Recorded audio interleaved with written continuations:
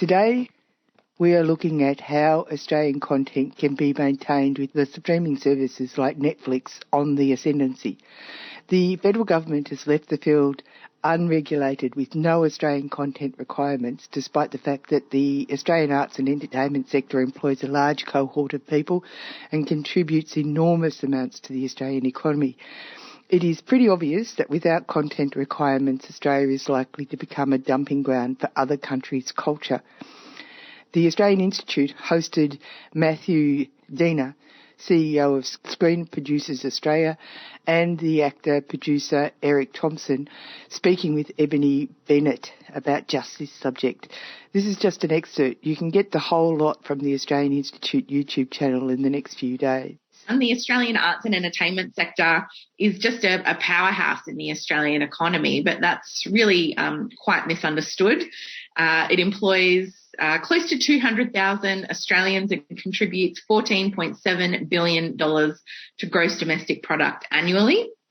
The arts and entertainment sector employs 4 times as many Australians as coal mining and as many people as the entire finance sector, yet its economic contributions continue to be poorly understood. So it's an absolute economic powerhouse, but it's been really hit hard by the pandemic. And if you're anything like me in lockdown, we're absolutely relying on watching stories, in particular Australian stories. And if you're anything like me, you've been absolutely binging up a storm to make it through lockdown. I can't handle anything too intense at the moment. So I've recently been enjoying Rosehaven and Aftertaste and Back to Nature on ABC and The Family Law on SBS. Those are about my speed at the moment. And our local content requirements for television have really delivered that quality Australian content and Australian stories for decades. But now with the streaming services coming on board and huge take-up from within the Australian community, it's really crucial that streaming services like Netflix and Disney Plus and Amazon Prime and Apple are required to tell Australian stories too. But there really are no requirements on them to produce local content. So today I'm delighted to bring into this discussion our 2 guests today. Matthew Dina is the CEO of Screen Producers Australia, and Erik Thomson will be, I'm sure, a familiar face to many of you, whether it's from Packed to the Rafters or Aftertaste on TV. Erik is one of Australia's most respected actors across film, television and theatre. He's just getting into being a producer as well, from what I understand. And I'll note that in doing research for this, I saw the trailer for his new film, Coming Home in the Dark, which looks downright chilling if you're like me and are a massive fan of horror. I can't wait to check that one out. Matthew and Erik, thank you so much for joining us today. Hey, Ebony, how are you? Matthew, I'll start with you. Obviously, the whole arts and entertainment sector has really been struggling during the pandemic. But for people who aren't really familiar with the industry, can you just start by explaining to us a little bit of the problem that you're encountering and why local content rules don't apply to streaming services? Yeah, look, thanks, Ebony. And look, let me just start also by acknowledging the traditional custodians of the land. We're so fortunate in this nation to have some amazing storytellers that actually go back in the first storytellers, 60,000 years or so plus, in terms of the rich cultural heritage that we've got in Australia and want to share with the world. So our industry is an interesting one. It's a project-based industry where people come together, form teams, deliver the content that we're all enjoying.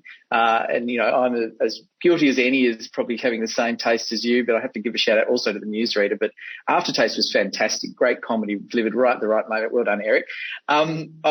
Teams of people coming together, a lot more people than people realise that are employed through those teams. We might touch on that later. In the pandemic, the problem originally was we didn't know how to put people together in the same room, did we? And one of the things that's been okay through this period for us has been some protocols and some little bits of support that have meant that our industry, compared to maybe parts of the other creative industries, has been able to keep functioning, not without its challenges. Moving people around's hard, border closures, all of those things. But we've been able to keep sort of plodding along. The biggest problem, though, and you alluded to it, is that the whole basis by which our industry has been created in Australia, and it's the same challenge globally, is that you need to have support structures to build our industry from. They come through, I call them the carrots and the sticks. You need an element of carrots to incentivise people to work, and that's really good investments from government because it builds other investments, private investments. So we're an industry that's quite a challenge to take a risk on. So the little bits of seed money come together and then they create the whole production, and that we've been able to work through that prism. But the most important element is the requirements for different businesses that would otherwise not invest in local television, particularly drama, children's content and documentaries, that they have absolute rules around what they do to have to deliver those stories. Because, and you know, if we step back a minute, the problem for us is that we are an English language nation in which there is a substitutability for our story from the American sort of huge machine of the studio system that can deliver into our market content that is purchased by people supplying it to consumers for very cheaply. It's essentially already monetized in other markets, so it effectively gets dropped into our market very cheaply. So there's a competition issue always on the ground in terms of how we might make our own content. And so we've always needed rules for the systems of delivery to consumers in Australia and then, you know, also hopefully to the world, by which there are requirements to show content. And as we're seeing, and I'm rambling on a bit, but the structure of that is changing dramatically as we move away from the traditional broadcast model of watching things to more and more, as we all are, Netflix, Amazon, Disney Plus. And those new platforms who are really quite dominant in the market now haven't got any rules.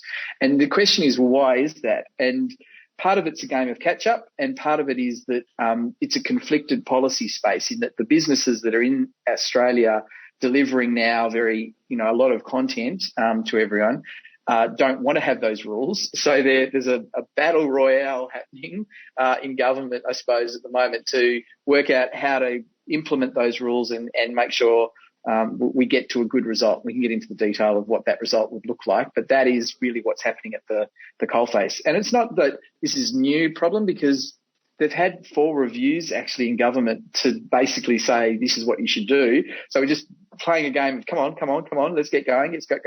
And the risk is that other territories are already doing these rules, and so the global investment from those big players will start to kind of go into the territories where there are rules already. So Australia's got a job to get itself organised and deliver this stuff and get moving. In a nutshell. Erik, I'll come to you next. You're obviously a working actor across both Australia and New Zealand, but I wondered if you could just kind of, take us behind the scenes a little bit. Australian film seems to be doing okay during COVID because we've had so few cases, but how important are local content rules behind the scenes in terms of driving investment in productions of the likes of TV shows and things that you've worked on? G'day, I'm coming to you from Ghana country down here in South Australia. And I think on one level we've been doing really well in terms of production during the pandemic. Certainly last year, the beginning of this year, the government put up a lot of money to incentivize foreign productions to come down here and shoot. I think it was $400 million, I think, correct me if I'm wrong, to bring foreign investment. Of course, that all flooded into the country. And then we've kind of seen recently things get a little bit more tricky with the Delta strain and particularly in New South Wales. And quite a lot of those productions have now left.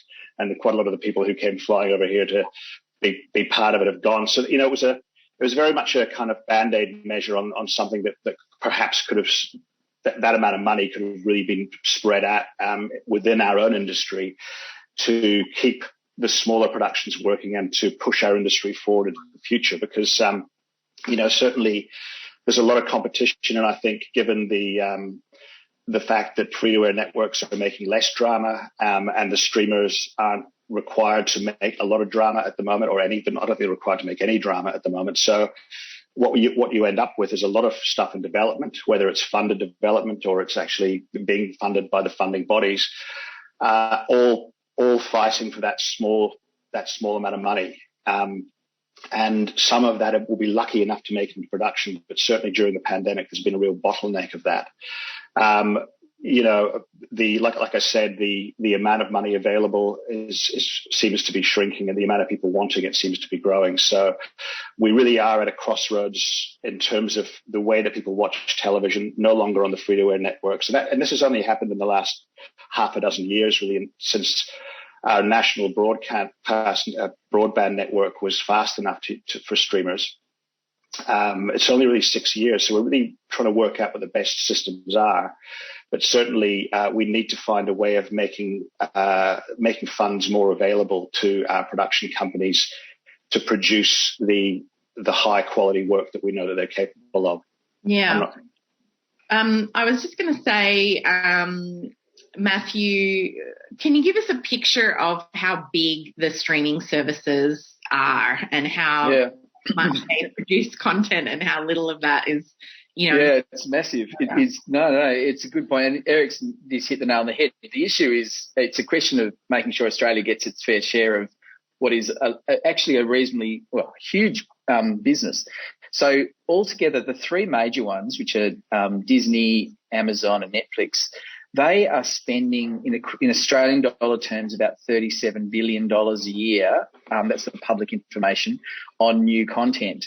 And it's just been released. They were asked by the government to, account for how much they're doing in Australia. And they mentioned, the report so far is that they're doing about 122 million in Australia. So if you're a statistician, that'll be, sounds like a lot. It's actually 0.3% of their overall expenditure. So you go, hang on, we're only getting 0.3% of these big businesses that we're all signing up to and we're investing in terms of our subscriptions. And our model is to say, well, hang on, that's not enough. And it's inconsistent because the thing that, Erik's someone who can testify to this, the problem for the sector is it wants a stable pipeline of work.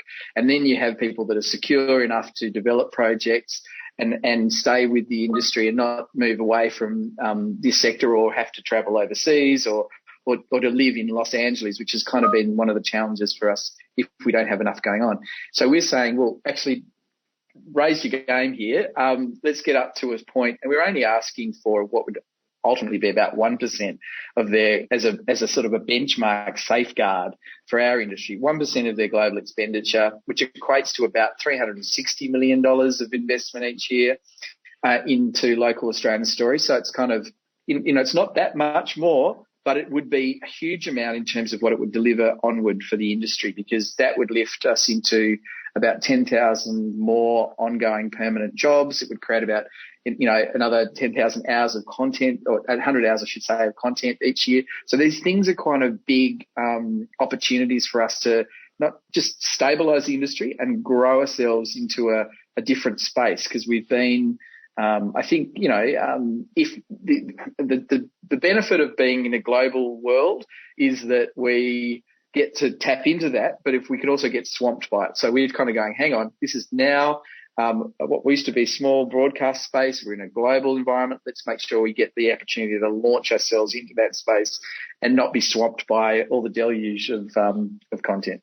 Yeah, well, the easy. Sorry, if I could just jump in there. Sorry, Ebony. I just think it's important that, and I think none of us want to demonise the streamers, because they're certainly, we all enjoy the work that they produce and that we can be part of. I think it's more, and they're big businesses, and they're able to come in here and they see a fantastic business opportunity. It's more to do with what they're finding when they get here, which is, a very, very good business opportunity, because there's no kind of restrictions or stipulations or requirements for them to be here. And it's tax. Very, very, or tax. It's a very, very profitable.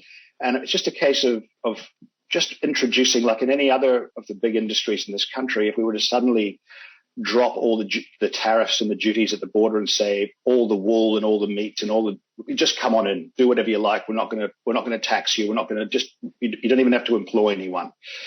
The government, it would be a bloodbath. The government would be out in a day. It's not happening in our business because our borders are in the cyberverse, and it's easy for it to happen. And like I said before, the national broadband network, which has cost us, 50 billion plus of taxpayers' money, has provided the perfect environment for the streamers to work. And like I said, being great business people as they are, they've seen a great opportunity. We just really want to make sure that there is the similar protections in our business as there are in every other industry in Australia. Yeah, and I was just going to say the Australia Institute's done a bunch of work in this space, and we've just released some polling that shows Australians definitely back your proposal, Matthew. In fact, probably a lot less modest than what you're proposing is. So we polled a representative sample of about 1,000 Australians and found that 3 in 5 or 60% of Australians support requiring subscription video on demand services like Netflix and Amazon to spend at least 20% of their revenue on Australian content. And we also found that about 7 in 10 Australians use at least one type of service like that. Netflix is by far the most popular, but people are also concerned about things like children missing out on history and culture due to the prevalence of American content on those kinds of platforms. And I thought it was interesting that really that type of concern cuts across political lines as well. So it's really clear that there's a lot of support out there for the types of things that you're proposing there. Matthew, well done on that research too. I'll just give you guys because it's a really important conversation that you're able to add to the national discussion at the moment. So, sorry, over to you, back.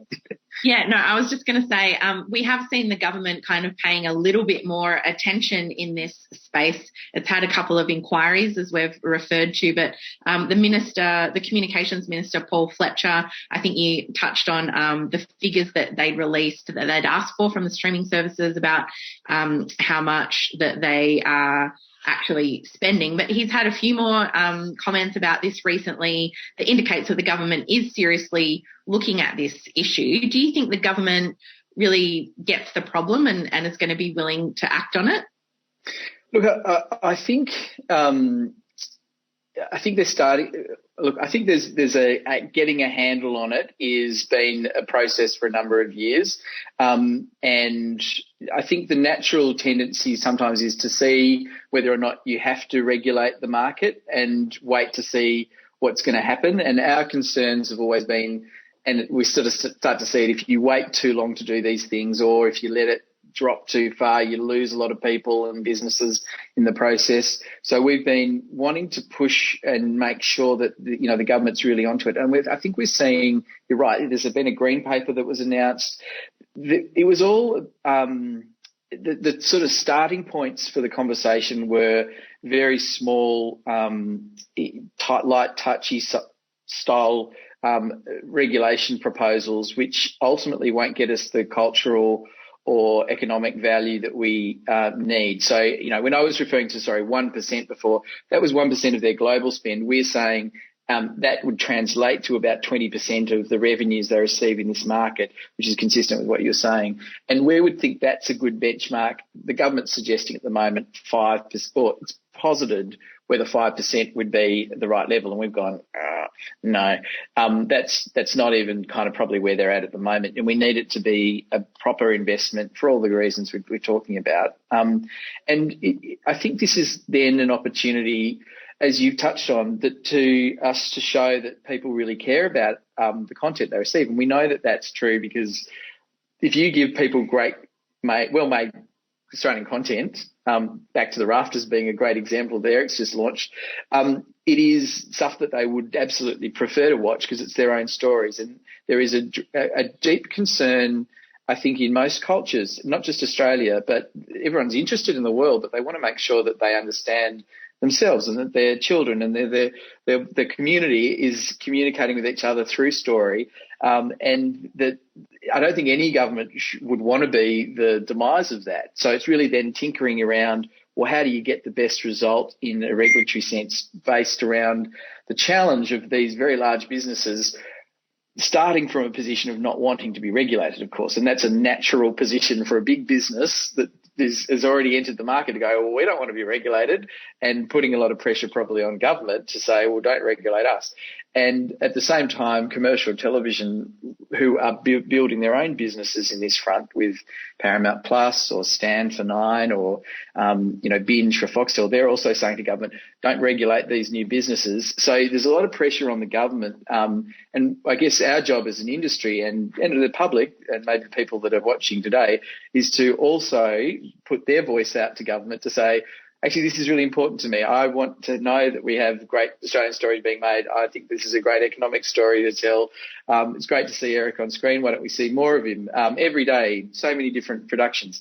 Those stories. And we have at the moment also a site that we should mention to people. It's called makeitaustralian.com. I think it's Make It Australian if you just type Make It Australian in.